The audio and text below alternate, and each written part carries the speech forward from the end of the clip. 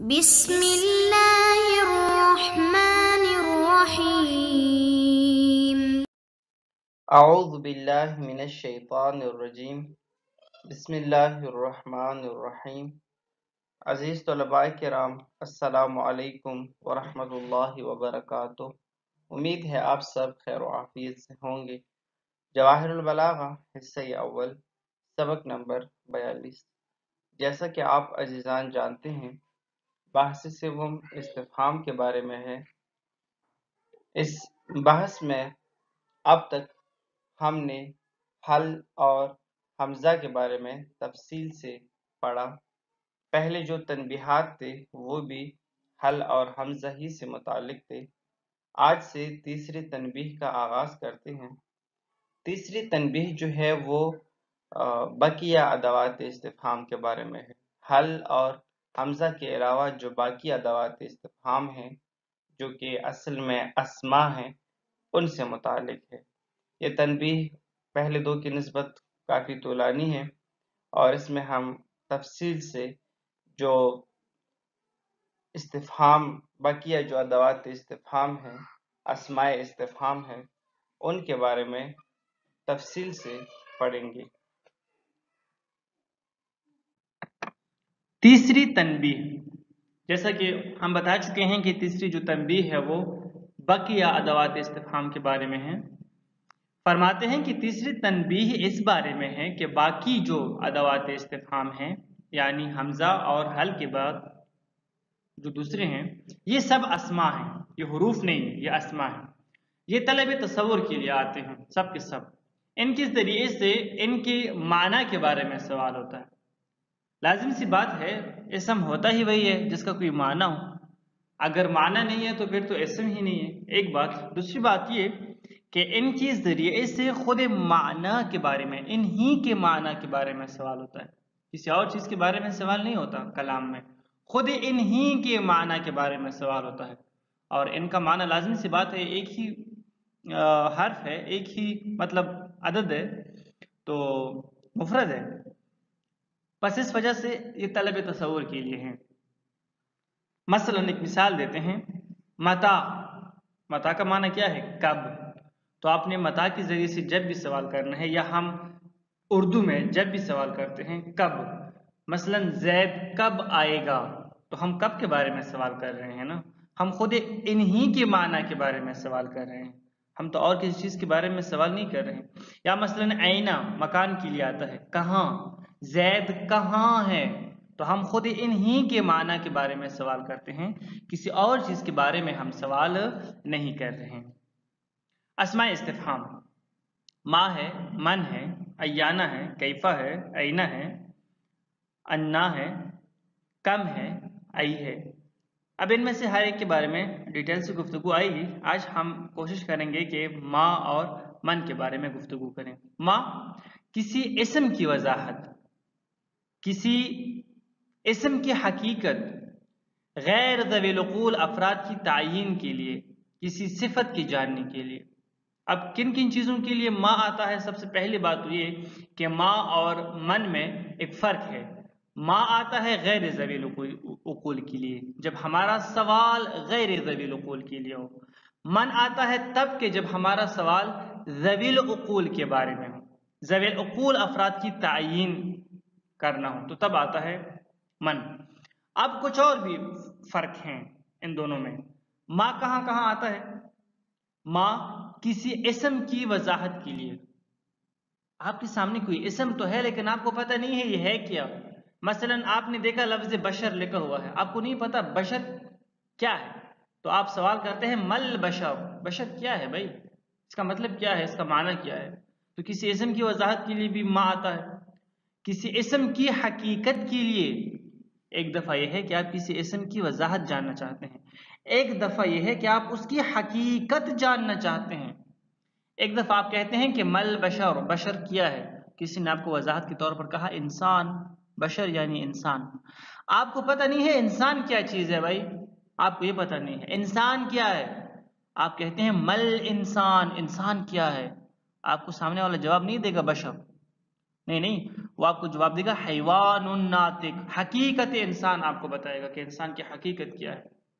गैर ज़वील उकूल अफराद की तायीन के लिए, गैर ज़वील उकूल अफराद की जब आपने तायीन करनी है कि मसलन कमरे में कौन है, अगर हम माँ के साथ सवाल करेंगे तो इसका मतलब यह है कि हमें पता है कोई जानवर है कमरे में, कमरे में इंसान नहीं है, तो गैर ज़वील उकूल अफराद की तायीन के लिए हो गया ना। कमरे में क्या है, यानी या तो कुत्ता हो गया, बिल्ली होगी, आप इस तरह कोई चीज। लेकिन अगर हम कहें कमरे में कौन है, सही है, इसका मतलब यह होगा कि कोई मसलन जानवर नहीं है बल्कि कोई इंसान है। तो अरबी में भी ऐसा होता है किसी सिफत की जानने के लिए। आपको पता है मसलन एक इस्म के बारे में, लेकिन उसकी किसी सिफत के बारे में आप सवाल करते हैं तो वो भी आप माँ के जरिए से कर सकते हैं।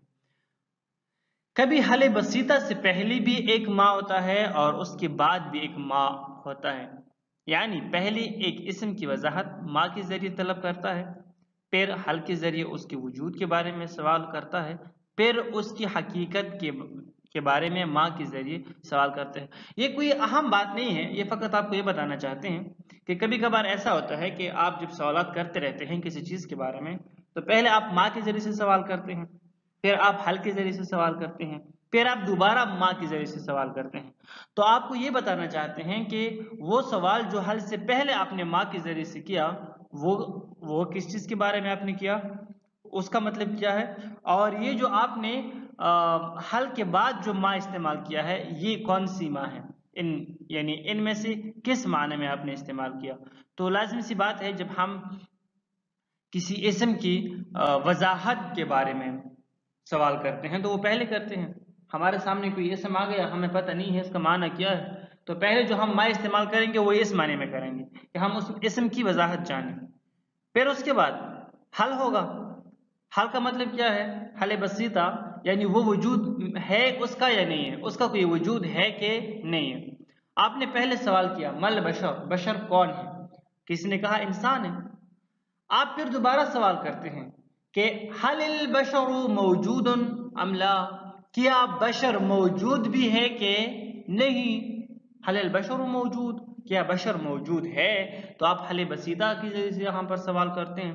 फिर उसके बाद फिर आप सवाल करते हैं उस इस्म की हकीकत जानने के लिए कि भाई जो बशर है मौजूद भी है और वो इंसान है, तो इसकी हकीकत क्या है। आपको वो जवाब देगा सामने वाला कि मसलन हैवानुन नातिक, तो ये कोई इतनी अहम चीज़ नहीं है। मन ज़वील उकूल अफराद के तायीन के लिए आता है, माँ गैर ज़वील उकूल अफराद की तायीन के लिए आता है, और मन ज़वील उकूल अफराद की तायीन के लिए आता है। मसलन उर्दू में भी है ना, अगर कमरे में हमें पता है कोई जानवर है तो हम ये नहीं कहते कमरे में कौन है, हम कहते हैं कमरे में क्या है, क्योंकि गैर ज़वील उकूल कोई चीज़ है। सामने वाला कहेगा भाई कमरे में फलान चीज़ है, फलान चीज़ है, कुत्ता है, बिल्ली है, या मसलन फ़कत बिल्ली है वगैरह। अगर आपने ज़वील-उकूल अफराद की तायीन करनी है तो उर्दू में भी हम क्या इस्तेमाल नहीं करते बल्कि कौन, कमरे में कौन है, जैद है या बकर है या अमर है, तो हमने कौन इस्तेमाल किया। अरबी में भी इस तरह है कि गैर ज़वील-उकूल अफराद की तायीन के लिए माँ और ज़वील-उकूल अफराद की तायीन के लिए मन का इस्तेमाल करते हैं। अब आते हैं इबारत की तरफ।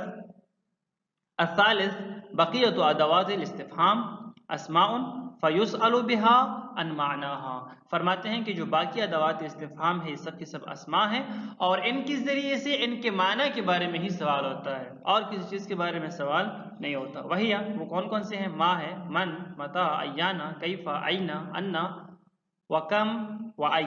वही मौज़ूअतुन लितलब तसव्वुर फ़क़त, इनके ज़रिए से फ़कत तलब तसव्वुर के बाद, यानी तलब तसव्वुर, तसव्वुर को तलब किया जाता है, मुफरद का तलब होता है इसमें, फ़कत इनकी माना का तलब होता है, इसके अलावा किसी निस्बत वगैरह के बारे में सवाल नहीं होता, तस्दीक के बारे में इनके ज़रिए से सवाल नहीं किया जाता।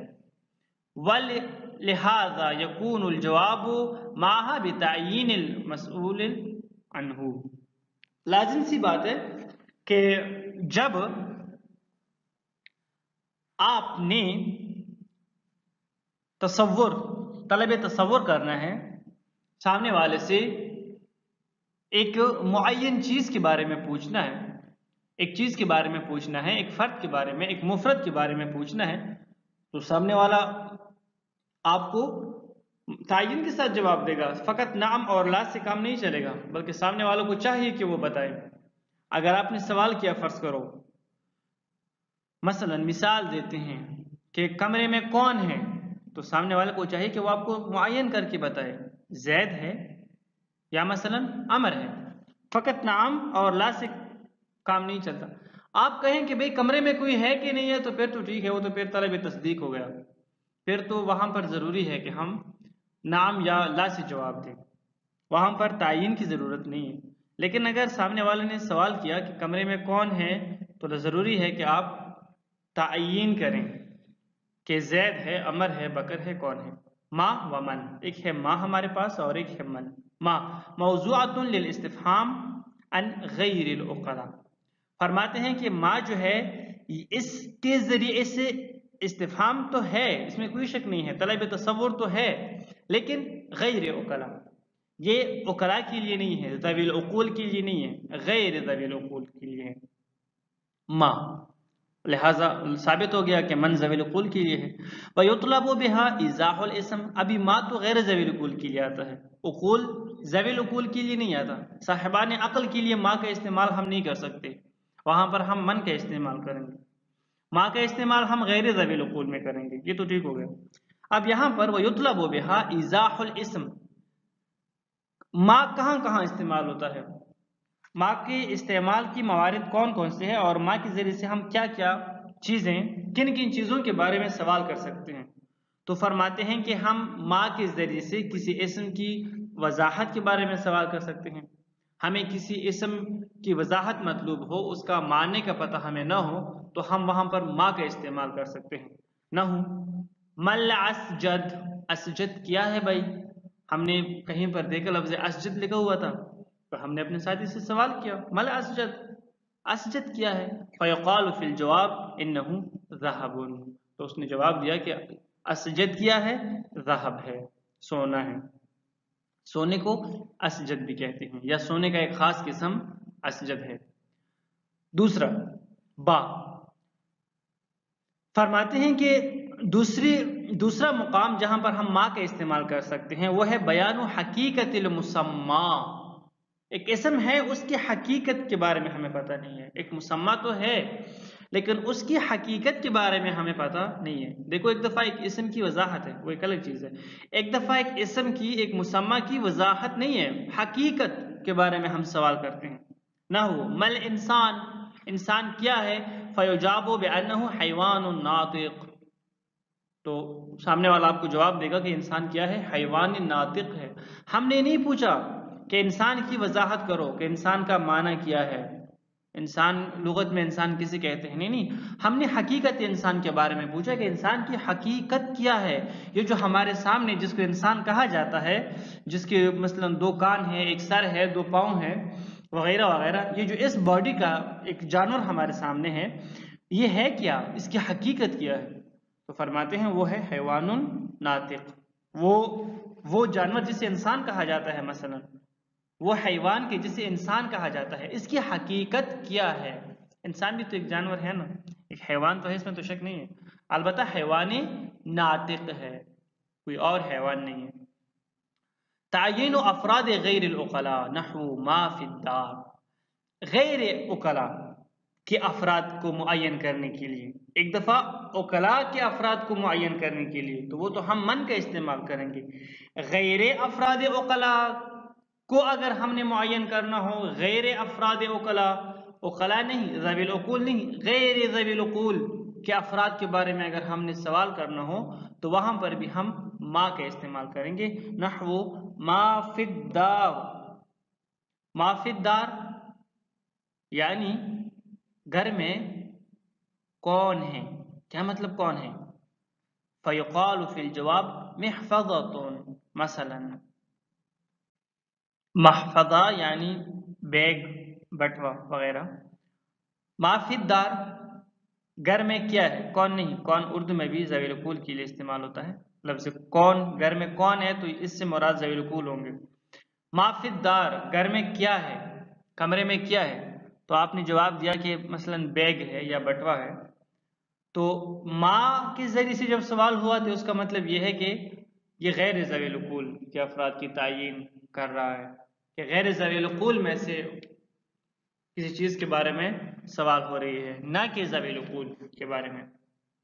एक और बयान सिफ़त, एक और चीज़, एक और मुकाम जहाँ पर माँ आता है वो ये है कि जब आप किसी सिफत के बारे में समझना चाहते हैं कि किसी चीज़ की सिफत का आप चाहते हैं कि आप जानें, किसी चीज़ की सिफत के बारे में आप जानना चाहते हैं, तो वहाँ पर भी माँ का इस्तेमाल करेंगे। नहू माँ खलील, आपका दोस्त कैसा है। अब यहाँ पर ये सवाल नहीं है कि आपका दोस्त कौन है, उनमें से आपका दोस्त कौन है, नहीं, ऐसा नहीं।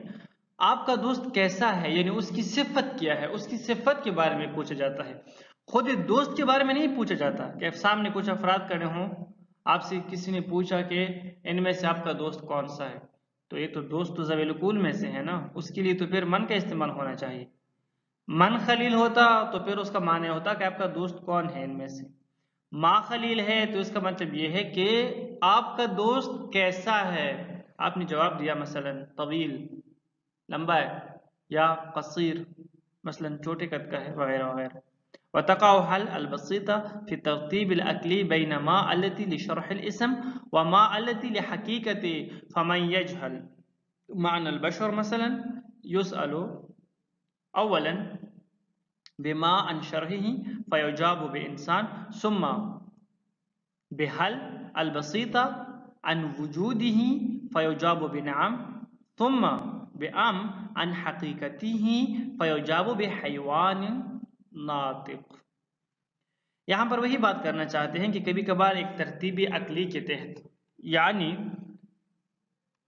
अकलन अगर आप सवालात की एक तरतीब बंदी करें, मसलन किसी चीज़ के बारे में, किसी इस्म के बारे में, तो पहले आप खुद उस इस्म की वजाहत पूछना चाहते हैं तरतीब अकली के तहत। अकल आपसे कहता है कि जब आप कोई इस्म देखें तो पहले आप उसकी वजाहत के बारे में पूछेंगे, उसके बाद खुद उस इस्म का जो माना आपको मसलन बताया गया, आप उसके बारे में पूछेंगे कि ये जो चीज़ है, ये जो मुसम्मा है, ये मौजूद है कि नहीं है। अब अगर आपको जवाब दिया गया कि हाँ, जिस चीज़ का भी ये नाम है, जो भी इसका मतलब है, जो भी इसका मुसम्मा है, वो मौजूद भी है, तो फिर आप उसकी हकीकत के बारे में पूछेंगे। तो पहले भी माँ आया, बाद में भी माँ आया, दरमियान में आया हल।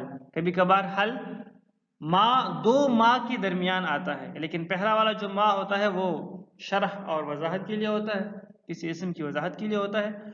जो हल के बाद वाला माँ आएगा वो उसकी हकीकत जानने के बारे में होगा। मसलन अगर कोई आपसे पूछे मसलन बशर के माना के बारे में, तो आप क्या जवाब देंगे? आप जवाब देंगे कि बशर का माना क्या है? इंसान। यानी आपने पहले बशर की वजाहत की, फिर वो आपसे पूछेगा क्या बशर मौजूद भी है कि नहीं है, तो आप जवाब देंगे कि नाम, हाँ मौजूद भी है। आपने हल के जरिए से सवाल किया, हल बसीता के जरिए से सवाल किया कि बशर मौजूद है कि नहीं है।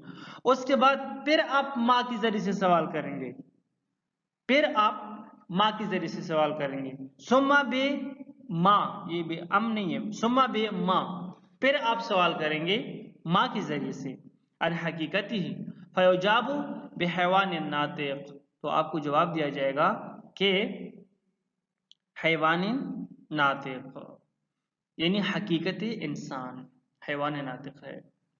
वमन मौज़ूअतुन लिल इस्तिफ़हाम, मन भी जो है वो भी इस्तिफ़हाम के लिए है। वयुतलबु बिहा तअयीनुल अफ़रादिल उक़ला, लेकिन उक़ला की जो अफराद हैं उनकी तायीन के लिए आता है।